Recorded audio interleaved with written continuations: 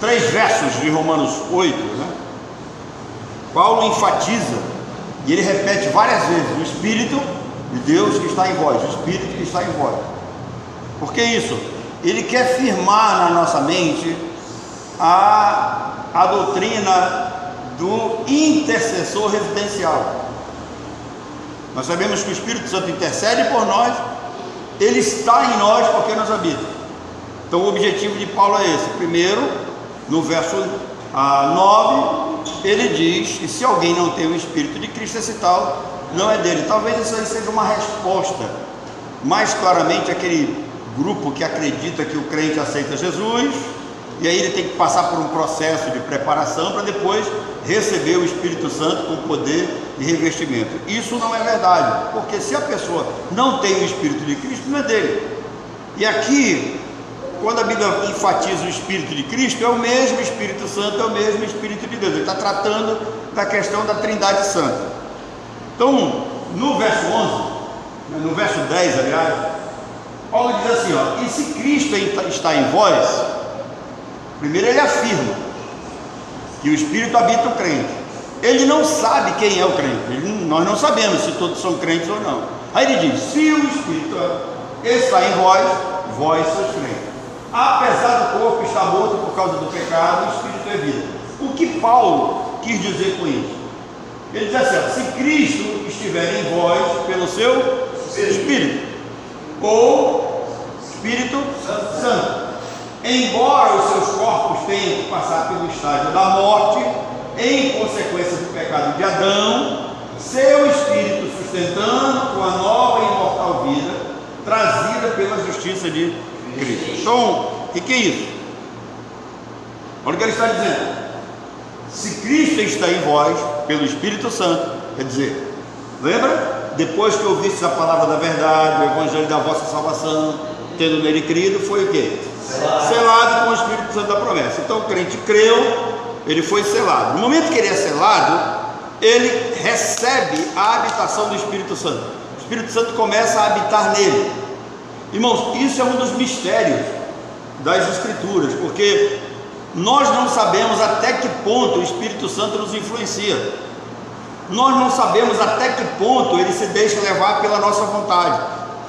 Mas a doutrina é clara: o Espírito Santo está em nós. E se ele está em nós, o nosso corpo, ele pode sofrer as consequências da morte. Ou seja, aquilo que é material está sujeito à morte, está sujeito à corrupção. Quando Paulo faz essa afirmação, ele está dizendo que eu e você, nós podemos pecar. É uma possibilidade enquanto estivermos nesse corpo. O senhor estava falando aqui da questão do arrebatamento. Nós só seremos livres desses problemas de pecado após o arrebatamento, porque vai haver transformação dos nossos corpos. Mas enquanto estivermos aqui, nós vamos lutar com isso. Agora há pouco estavam brincando ali, né? Nós estávamos fazendo café. Perguntaram, né, para uma irmã: cadê a irmã? Não, a irmã está braba, então a irmã está virando onça. Quer dizer, o pessoal fica assistindo esse negócio dessas novelas aí, né, e fica dizendo que a irmã fica virando onça.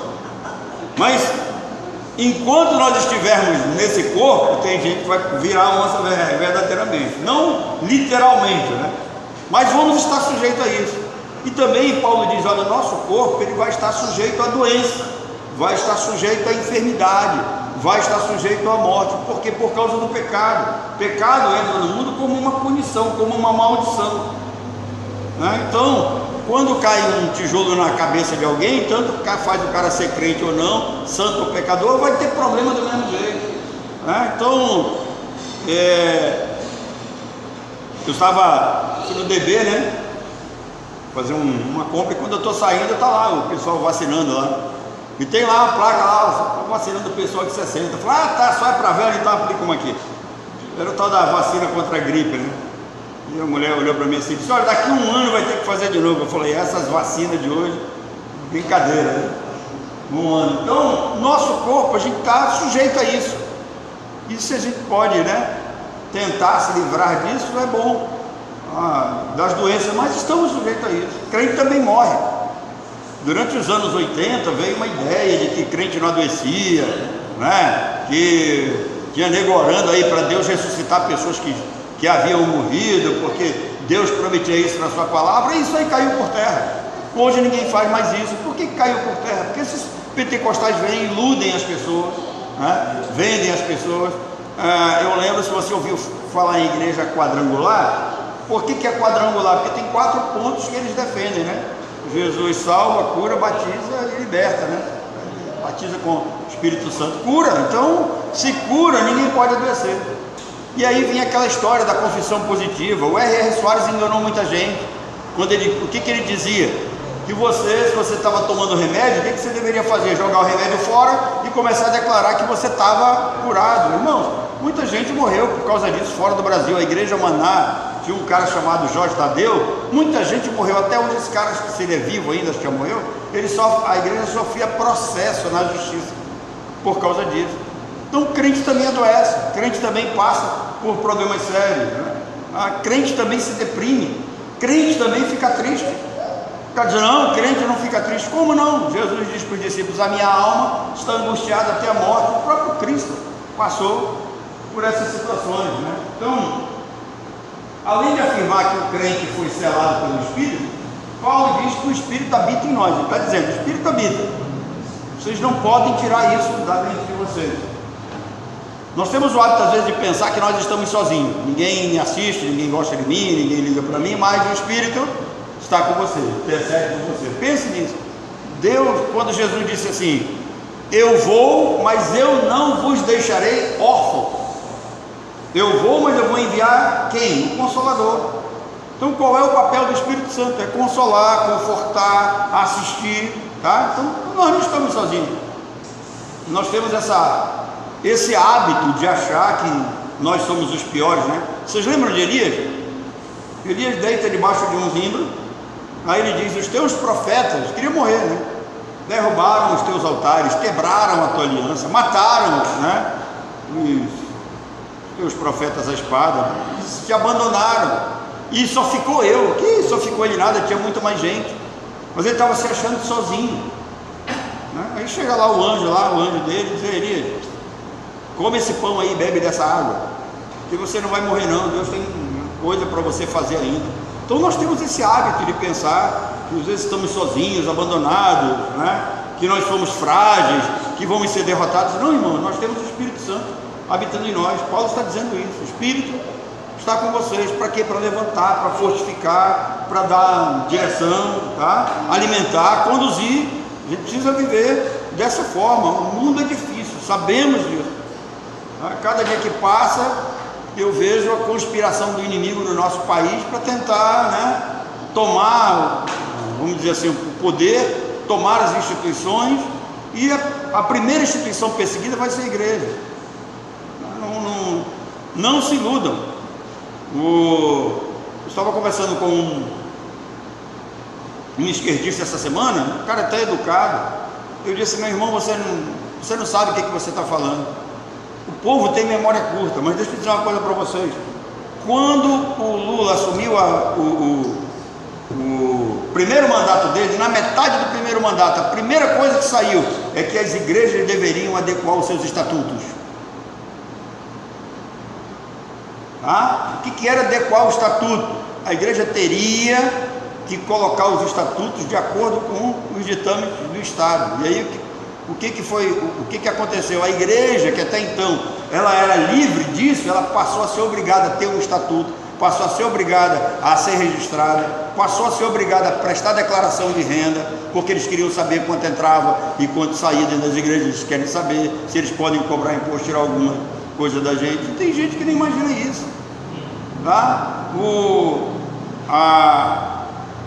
A função, né, a posição pastoral começou a ser exigida, né, pelo governo como uma espécie de vínculo empregatício, que o pastor nunca teve, né? Foi no governo Lula que isso aconteceu, né? Antes do governo Lula, você chegava num cartório, bastava você dizer, eu sou membro da igreja tal, eu quero casar na igreja. Você chegava lá, a igreja não precisava ter CNPJ, fazia tudo, né? Saía muito mais barato. Se você fizer um casamento na igreja hoje, está em torno de R$250. Se você fizer só no cartório, é R$500. Então o que eles fizeram? Né? Começaram a perseguir aqui a igreja para poder dar mais dinheiro para cartório, poder dar mais dinheiro para o judiciário, essas questões todas. E aí passou a ser exigido. Hoje em dia você chega lá, a primeira coisa que o cara pergunta: a igreja tem CNPJ? Se não tiver, você não pode fazer como pastor. Está entendendo isso? Então isso aí foi o quê? Então, à medida que o tempo passa, eles vão dificultando, eles vão criando problema dependendo do regime, né? Foi declarado que nós éramos obrigados a pagar IPTU pelo governo. Já havia uma resolução do Senado isentando a igreja de IPTU. As pessoas não sabem, mas o governo Bolsonaro isentou a igreja de IPTU, todas as igrejas, né? Então a gente precisa entender que o nosso mundo está cada vez mais difícil, está afunilando, né, para a perseguição do povo de Deus. E ainda tem gente que se diz evangélica que vota nesses caras de esquerda. Isso é triste, porque qual é a agenda da esquerda? É destruir a família, é perseguir a igreja, né? Evitar que o evangelho seja pregado, trazer uma anarquia, né, pro país. Eu não sei se vocês lembram, há 4, 5 anos atrás, antes de o presidente Bolsonaro assumir, tinha criança tocando homem nu em escola como se fosse obra de arte, né? Pessoal de esquerda vilipendiando os materiais da igreja católica, né, que é usado como culto, imagens, crucifixos. O país estava virando uma anarquia. E graças a Deus, Deus nos deu a oportunidade de pelo menos ter um período aí de organização. Então o crente também está sujeito a isso. E se o crente não for inteligente, ele acaba se destruindo com as próprias mãos, trazendo problemas para si mesmo. Então Paulo está dizendo: olha, vocês não estão isentos disso, mas sejam inteligentes, prestem atenção, vejam o que vocês estão fazendo, né? Eu sempre vejo essas questões aí de marcha para Jesus. Irmãos, Deus não nos chamou para fazer marcha para Jesus. A igreja ela não é uma instituição política, tá? A igreja ela é uma instituição divina, que é a vida dela que vai falar alto na sociedade. Observe o que diz Atos 2, 42 em diante. Isso é até um problema que a gente precisa identificar. Muita gente fala: não, o ensino de Jesus, irmãos, o ensino para a igreja, prática da igreja, claro que tem os princípios baseados em Jesus, mas a doutrina para a igreja é a doutrina apostólica. O que diz Atos 2, 42? Os apóstolos é que foram a base de alicerce da igreja. A igreja está edificada, fundamentada no ensino dos apóstolos. Por isso que Atos 2, 42 diz que aqueles irmãos que começaram a se organizar como igreja, diz que eles perseveravam na doutrina dos apóstolos. Então a igreja está edificada sobre a doutrina dos apóstolos.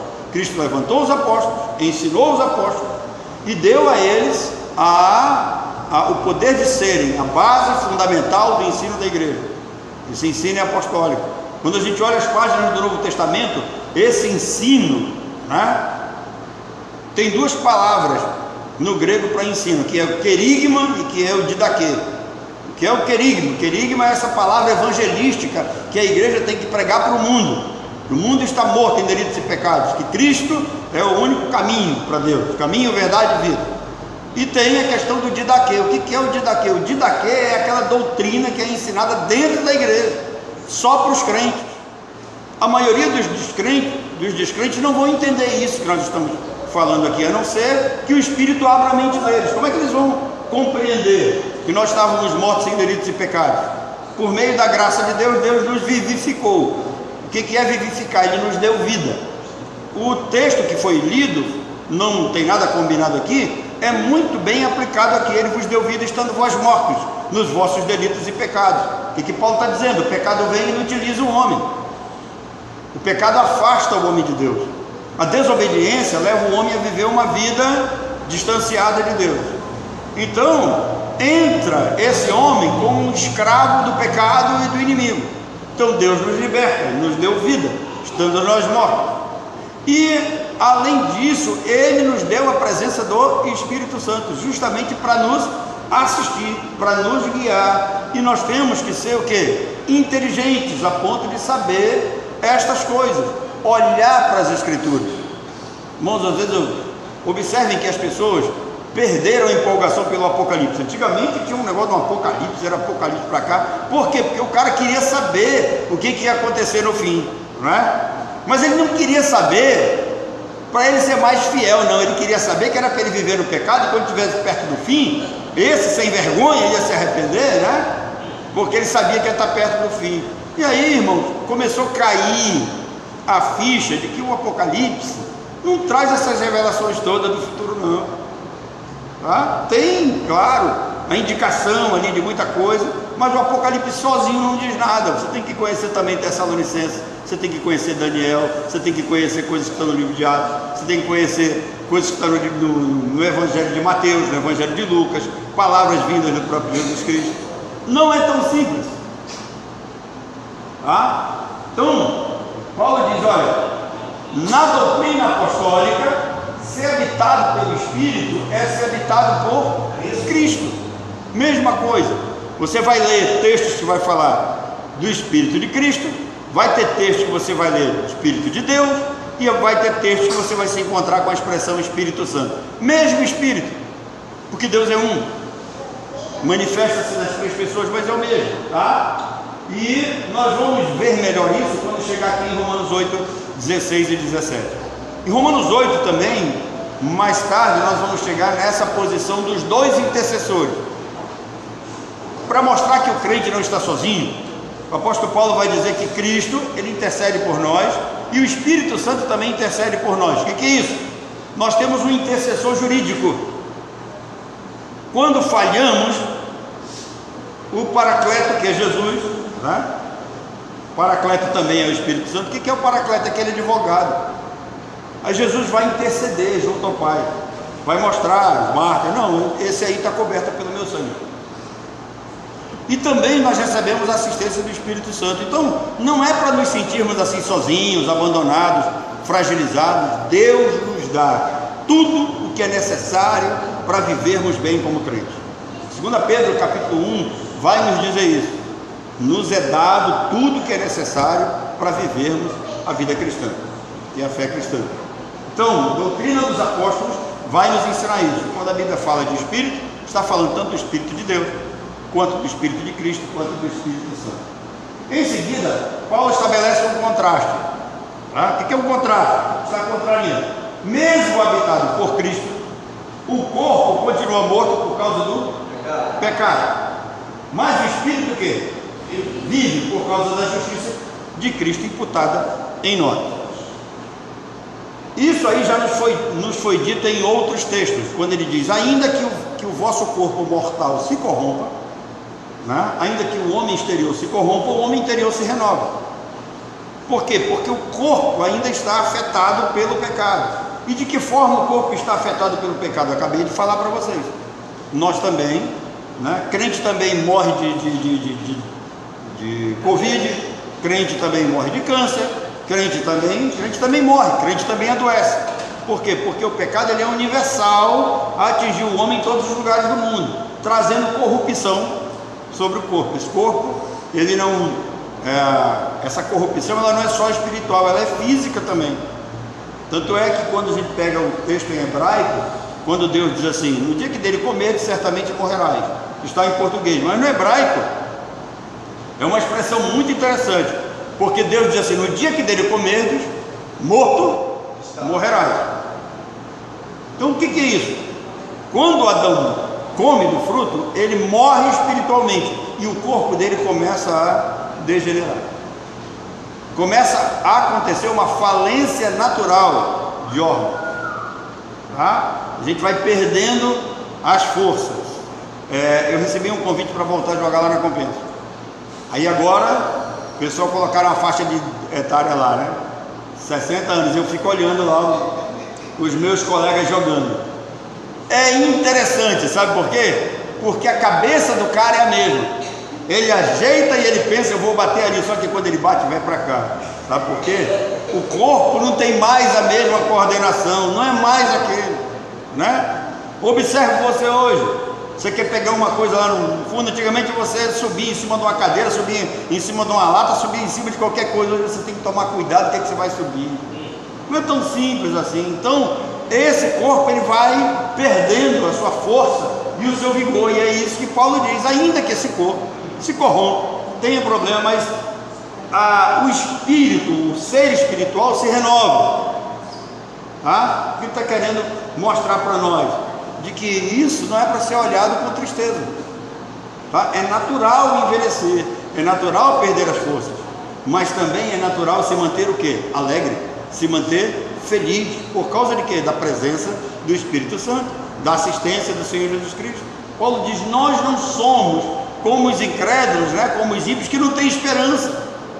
Tem gente que não tem esperança alguma, o cara vai morrer, acabou a vida para ele, ele pensa. Nós não. O que Paulo diz? Olha, para mim o morrer é lucro, eu quero morrer e estar com quem? Com Cristo. Se eu morrer, o que me aguarda na glória são os braços do Pai. Então ele ensina isso para nós. E lá em Tessalonicenses, ele manda consolar as pessoas que não têm esperança com essas palavras. Então Paulo diz: olha, você não tem esperança da vida eterna, você não tem esperança de uma vida após a morte. O crente tem. Crente tem esperança de vida após a morte. A única expressão de fé no mundo que garante vida eterna para os seguidores de Jesus, numa nova cidade chamada a Nova Jerusalém. Então ele diz assim: consolai uns aos outros com essa palavra. A palavra corpo mostra o quê? O homem natural. Quando ele fala de corpo, ele está falando dessa expressão física, o homem controlado pelo pecado, o homem carnal, essas três coisas. Nós não estamos mais dentro disso aqui, mas nós estamos dentro disso aqui. Nosso corpo, o homem natural. Porém, Paulo deixa claro uma verdade fundamental da fé cristã, que é a habitação do Espírito em nós, que nos identifica como verdadeiros cristãos. É a presença do Espírito que garante que somos filhos de Deus. Se alguém não tem, esse tal não é dele. O dom do Espírito é uma bênção de caráter o quê? Inicial e eterno. Presta atenção, mais uma vez, tirando aquela ideia que o crente aceita Jesus e tem que passar por um processo para receber o Espírito Santo. Negativo. Atos 19, verso 2. O apóstolo Paulo se encontra com aqueles discípulos de João. E ele pergunta: recebestes o Espírito Santo quando creste? Entendeu? Quando é que recebemos essa assistência do Espírito? Quando cremos. Então, esse Espírito é recebido na regeneração. No momento da conversão, estávamos mortos, fomos vivificados. Recebemos vida em Cristo, vida eterna. Quando cremos em Cristo, nos arrependemos dos nossos pecados e recebemos fé para crer nele. O verso 11 diz: e se o Espírito daquele que dos mortos ressuscitou a Jesus Cristo habita em vós, aquele que dos mortos ressuscitou a Jesus Cristo também dará o quê? Vida aos vossos corpos mortais por meio do seu Espírito que habita em vós. O que ele está falando? Falando de ressurreição. Se o Espírito daquele, de Deus, que dos mortos ressuscitou a Jesus habita em nós, temos a garantia de vida eterna e também da nossa própria ressurreição. Preste atenção. O que a gente fala assim veementemente das ideias de esquerda? Porque essa ideia aqui que vem do marxismo, o marxismo tem a ideia de que a morte acaba com tudo, põe um ponto final. O cristianismo não. O cristianismo diz que existe vida após a morte e só tem dois caminhos: ou o cara vai para a glória com Deus, ou vai para o inferno, não tem outro caminho. E se você achar essa mensagem dura, quem mais falou de inferno na Bíblia foi Jesus. Chamou atenção, falou várias vezes.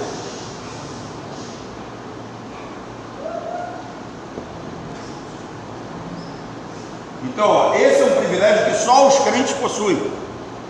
Porque a certeza de salvação, a certeza de ressurreição, a certeza de transformação dos seus corpos. A gente tem um corpo completamente doente aqui, vai receber um novinho, sem problema nenhum. Apocalipse 22 vai mostrar para nós: Nova Jerusalém, não vai ter noite, noite ali tem o sentido de dor, de tristeza, de um período de dificuldade, não tem mais. As doenças passaram, o corpo vai ser um corpo perfeito. Conhecer a Cristo pelo Espírito é uma experiência única e inseparável, que nos torna o quê? Filho de Deus. É uma experiência única, não é para todo mundo. Nossos corpos não estão isentos da morte, ainda que voltem ao pó, experimentarão a mesma ressurreição que Deus deu a Cristo. Por isso, irmão, somos devedores não à carne, verso 12, para vivermos segundo a carne. O que ele está dizendo? Nós somos livres do pecado e não devemos nada à carne. Tem um grupo aí que se diz evangélico, eu não vou citar nome, né? Mas a Assembleia de Deus, eles dizem que se você pecar, você perde a salvação, né? E aí eu faço uma pergunta: quem de nós não tem pecado? Né? Como é que você explica isso?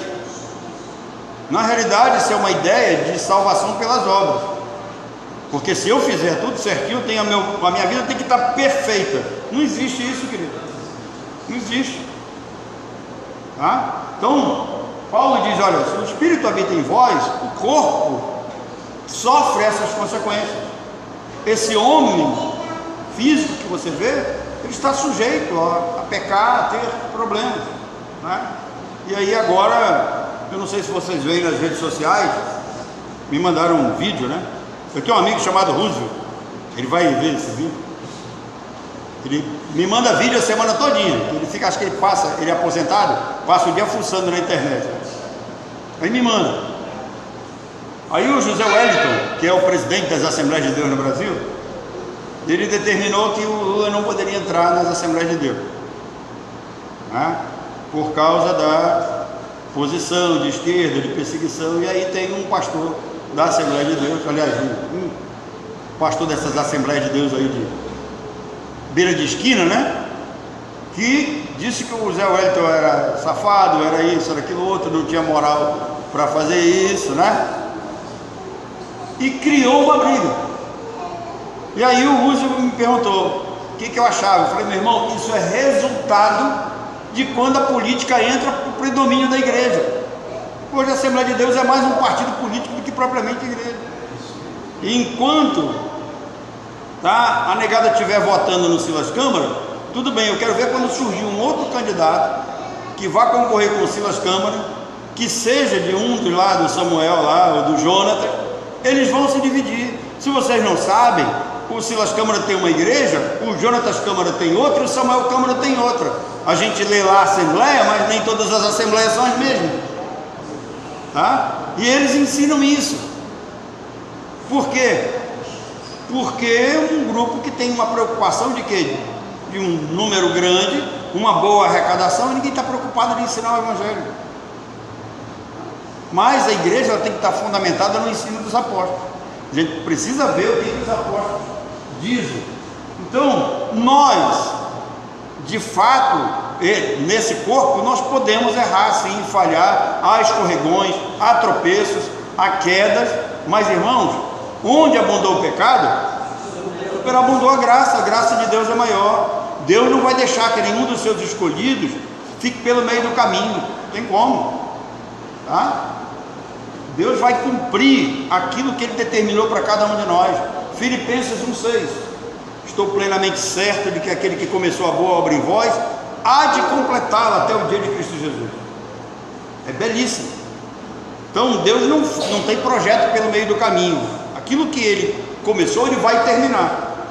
E Filipenses é uma carta belíssima, porque ele diz assim: olha, estou plenamente certo de que aquele que começou a boa obra em vós há de completá-la até o dia de Cristo Jesus. Aliás, é justo que eu assim pense de vós, porque vos trago no coração. Então o pastor Paulo, o apóstolo Paulo, tem a igreja no coração. Ele se sacrifica para ensinar essa igreja, para conduzir essa igreja. Ainda diz mais: porque vocês foram meus cooperadores desde o primeiro dia que eu entrei na Ásia. Era a igreja que mandava oferta, que ajudava, que sustentava Paulo, tá? Então a solução para o problema da carnalidade é o que? Espírito Santo. Então nós estamos habitando nesse corpo mortal, carnal, pecaminoso, mas o Espírito nos vivifica. A gente não vai ficar caído, prostrado, não tem como. Ele vivificará o nosso corpo mortal, diz Paulo. É uma afirmação. ser habitado pelo Espírito, ter uma mente espiritual, significa vencer o quê? A morte do corpo, ter vida eterna e a paz do quê? Com Deus. Irmãos, eu queria entender como é que esse povo que prega a perda de salvação, como é que eles dormem? Daqui a pouco, antes de dormir, o cara tem que pensar, será que eu fiz alguma coisa errada hoje? Será que eu perdi minha salvação? Não, meu, a maioria nem pensa nisso, tá? Então o verso 13 diz assim: se viver segundo a carne, o quê? Morrereis. Então a morte a que Paulo se refere não é de natureza o quê? Física, porque aqueles que vivem segundo o Espírito morrem apenas o quê? Fisicamente. Mas Paulo está fazendo uma alusão à experiência daqueles que vivem uma vida em Cristo pelo Espírito, tá? Diferente do ímpio, que tem muita gente que entra para a igreja achando que passou por esse processo e não passou. Então ele não vive em Cristo, ele vive completamente na carne. É isso que Paulo está chamando a atenção. Preste atenção, que tipo de vida você está levando ao lado de Deus. Procure saber verdadeiramente. Tome cuidado, porque você pode achar uma coisa e estar praticando outra completamente diferente. O crente verdadeiro caminha com o Espírito, diz o verso 4 da carta aos Romanos, no capítulo 8. Possui uma inclinação o quê? Espiritual. O crente tem uma inclinação espiritual. A gente precisa entender que o crente ele tem uma inclinação mais espiritual do que carnal. Não significa que não sejamos tentados, tá? Mas a inclinação é mais espiritual. O crente pode mortificar as ações da carne e pode viver para Deus. Ele tem esse poder, essa liberdade, ele mortifica. Não é escravo mais da carne, tá? Ele não é mais escravo do diabo, ele foi liberto. Então ele tem como resistir. Por isso que Tiago diz: resistir ao diácono e ele fugirá de vós. Ao diácono? Não, ao diabo. Verso 14: ser guiado pelo Espírito de Deus é o mesmo que andar em Espírito. Entenda isso: ser guiado é o mesmo que andar, tá? Quem anda no Espírito não satisfaz o quê? Os desejos da carne. Andar implica na participação ativa e o esforço de cada crente no âmbito da santificação o quê? Progressivo. Então Deus nos chamou, somos habitados, nosso corpo ainda sofre corrupção, mas nós estamos passando por um processo chamado santificação progressiva. Isso significa o quê? Que eu preciso mudar, né, a cada dia. Eu tenho um irmão, vou falar do meu irmão aqui, está aqui a senhora que o gerou, né? Mas um dia eu estava jogando e a bola saiu na lateral, o cara foi pegar o escanteio. Aí o juiz chega e encosta do meu lado, porque o meu irmão foi jogador profissional, é famoso. Ele chega do meu lado e pergunta: você é irmão do Bida? Eu falei: sou. Ele disse: tem certeza? Eu falei: por que não? Não, mas tu é irmão do Bida mesmo? Eu falei: sou irmão do Bida. Por que a pergunta? Ele disse: porque o Bida, quando ele joga, todo jogo eu tenho que dar cartão amarelo para ele. De vez em quando a gente expulsa ele. Ele praticamente briga todo jogo. E você joga calado, não fala nada com ninguém. Eu falei: meu irmão, eu venho para cá para me divertir, para fazer um exercício físico. Eu não venho para cá para brigar com ninguém, não venho para cá para criar confusão com ninguém, né? Então as nossas atitudes devem mostrar quem nós somos, né? Não significa que de vez em quando eu não tenho vontade de dar uma butinada não também, né? Mas crente mesmo, né, tem certas atitudes. Não joga com meião cor-de-rosa, como alguns aqui, né? Então, na santificação progressiva, a gente tem que ir deixando esses maus hábitos de lado, né? Ser conduzido mostra tanto que a soberania de Deus, quanto do lado passivo, a dependência submissa de cada crente. Passa aí. Eu vou dar uma paradinha aqui, porque no próximo domingo a gente vai ter um outro assunto para tratar. Mas, olha só, os que são guiados e conduzidos pelo Espírito são o quê? Filhos de Deus. Deus exerce o quê? Um poder vivificante e condutor sobre os seus. Presta atenção, o crente recebeu o Espírito. O que Deus faz?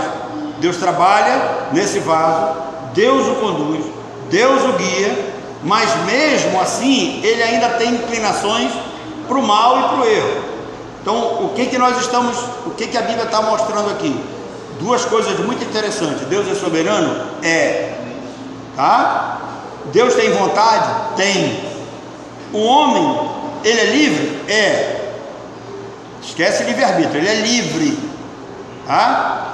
Até certo ponto, porque o homem tem vontade? Tem. Agora a gente vai traçar um paralelo aqui. Deus tem vontade? O homem tem vontade? Quem é mais forte dos dois?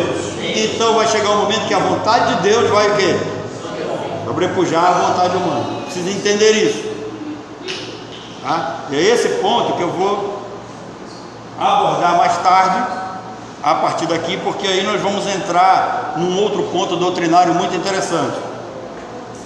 Algumas pessoas pensam que o fato de Deus predestinar, de Deus decretar, de Deus ser soberano, transforma o homem num marionete. Isso não é verdade, tá?